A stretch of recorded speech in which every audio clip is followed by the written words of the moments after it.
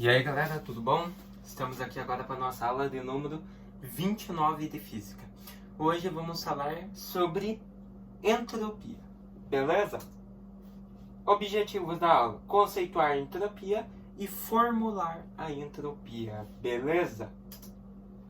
Então, o que é entropia? A gente tinha visto algumas aulas atrás, eu acho que foi em calorimetria, né?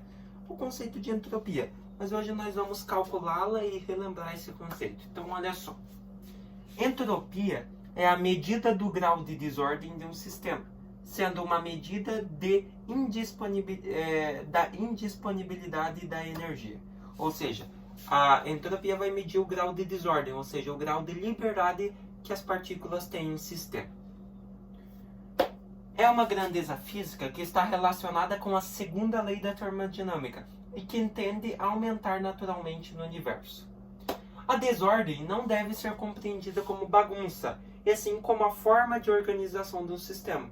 Às vezes um sistema está organizado, está em um estado sólido, vamos dizer. As partículas não têm tanta movimentação.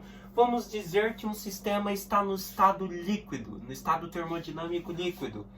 As partículas já vão ter um pouquinho mais de movimentação. Se ele está no gasoso, vai ter bem mais movimentação. Vai depender do sistema, tá? Desordem não significa bagunça, e sim a forma de organização, o grau de liberdade que as partículas têm dentro desse sistema. Beleza? Entropia e termodinâmica. O conceito de entropia começou a ser desenvolvido pelo engenheiro e pesquisador francês Nicolas Sédé-Carnot. Em suas pesquisas sobre transformações da energia mecânica em térmica e vice-versa, ele constatou que seria impossível que existisse uma máquina térmica com eficiência total. A primeira lei da termodinâmica determina basicamente que a energia se conserva. Isso quer dizer que nos processos físicos a energia não se perde, ela se converte de um tipo em outro, né? Então, a energia não se cria, nem se perde, ela se transforma. Por exemplo, uma máquina utiliza a energia para realizar trabalho e nesse processo a máquina aquece. Ou seja, a energia mecânica está sendo degradada em térmica, né? A máquina já está realizando o trabalho e conforme ela vai realizando o trabalho, toda a parte de movimento ela aquece. Ou seja, estamos passando de uma energia mecânica, energia do trabalho, para térmica, que é o calor, né? O aquecimento. Beleza? A energia térmica não se transforma novamente em energia mecânica. Se isso acontecesse, uma máquina nunca deixaria de funcionar. Portanto, o processo é irreversível. Então, só vai de mecânica para térmica, tá? De térmica para mecânica não acontece, é um processo irreversível. Mais tarde, o Lord Kelvin complementou as pesquisas de Carnot sobre a irreversibilidade dos processos termodinâmicos, dando origem às bases da segunda lei da termodinâmica. Rudolf Clausius foi o primeiro a usar o termo entropia em 1865. A entropia seria a medida da quantidade de energia térmica que não pode ser revertida em energia mecânica. Não pode realizar trabalho em uma determinada temperatura. Beleza? Então,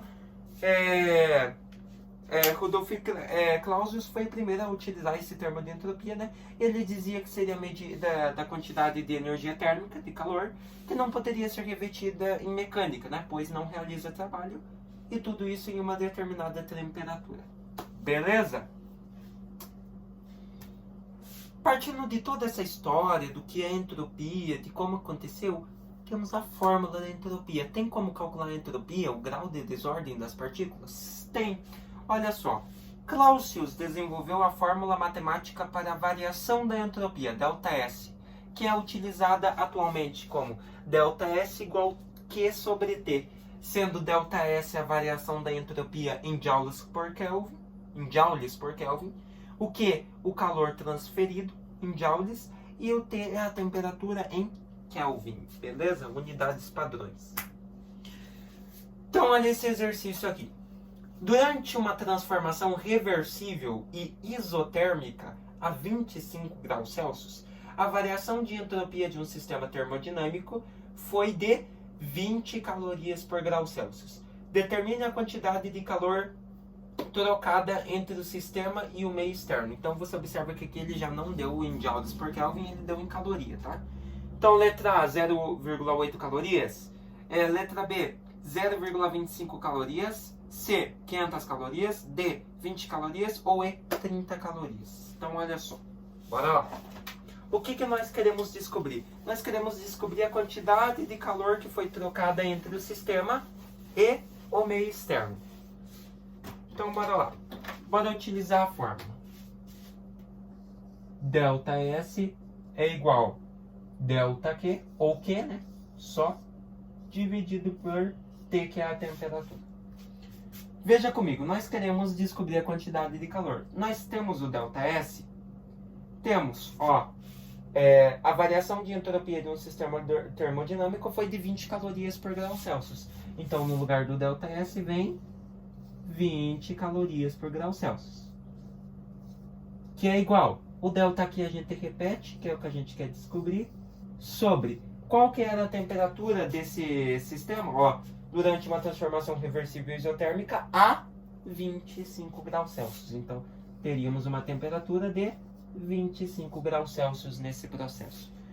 Muito fácil, isolamos o ΔQ, que é a nossa incógnita, igualamos com 25 graus Celsius, né? Como a equação estava dividindo, vai passar uma equação de multiplicação. Ou seja, esse 20 calorias por grau Celsius vem multiplicando para cá.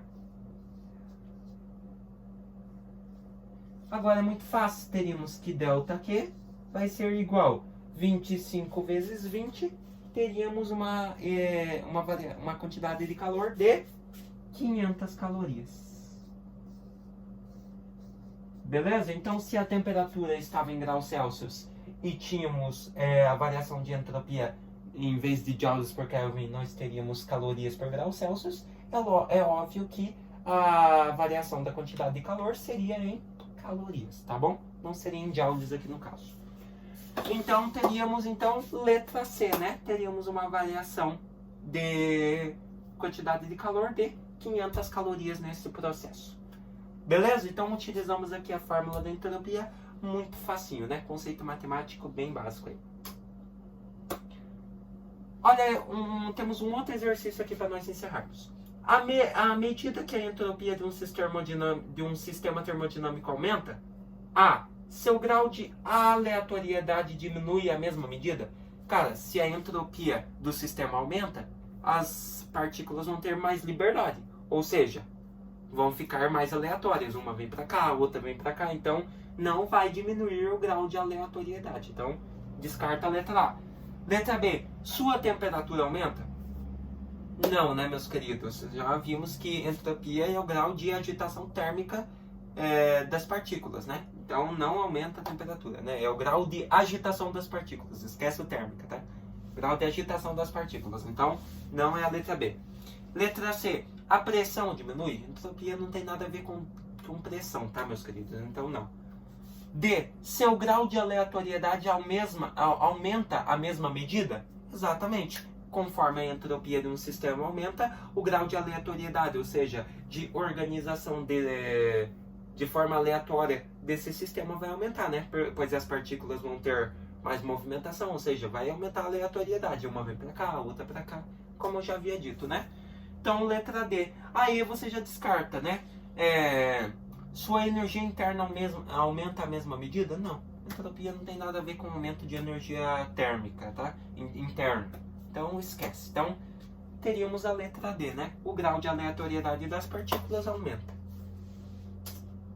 Belezinha, galera? Então, um conceitinho bem de boa de estudar, né? O que nós vimos hoje, então?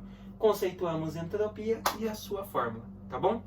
Espero que vocês tenham gostado de mais essa aula, entendido o conceito de entropia, como calcular ela. Vimos um exercício bem básico. Claro que tem exercícios bem mais difíceis de dilatação, de entropia, de estados, equilíbrio térmico de corpos para entrar em equilíbrio. E claro que existem exercícios bem mais difíceis.